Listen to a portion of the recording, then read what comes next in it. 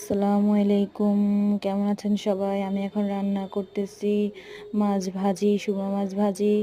সুরমা মাছগুলো ভালোভাবে ভেজে নিব। এখানে ধনেপাতা, কাঁচামরিচ, পেঁয়াজ, তারপর বেগুন কুড়ে রাখছি, একটু নেড়ে চেড়ে নিব। ওগুলোকে মশলাগুলো কষিয়ে তারপর ভালোভাবে কষিয়ে দিব।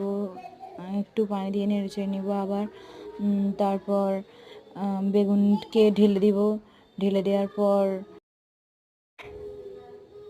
বেগুনটাকে ভালোভাবে নেড়ে চেড়ে নেব। নেওয়ার পর একটু মাছগুলো দিয়ে দিব, ভালোভাবে কষিয়ে নিব। কষিয়ে নেওয়ার পর ভালোভাবে ঝোল দিয়ে দিব, ঢাকনা দিয়ে ঢেকে দিব। ঢেকার পর ভালোভাবে হয়ে আসলে ঢাকনাটা উঠিয়ে এখন দেখব যে কেমন হয়েছে। তারপর হয়ে আসলে ধনে পাতাগুলো অ্যাড করে দিব। ধনে পাতার পর যে একটু আর একটু ঝোল কমিয়ে তারপর উঠিয়ে নিয়ে নেব। এখন পুরোপুরি হয়ে গেছে, দেখেন, দ্যাটস কমপ্লিট।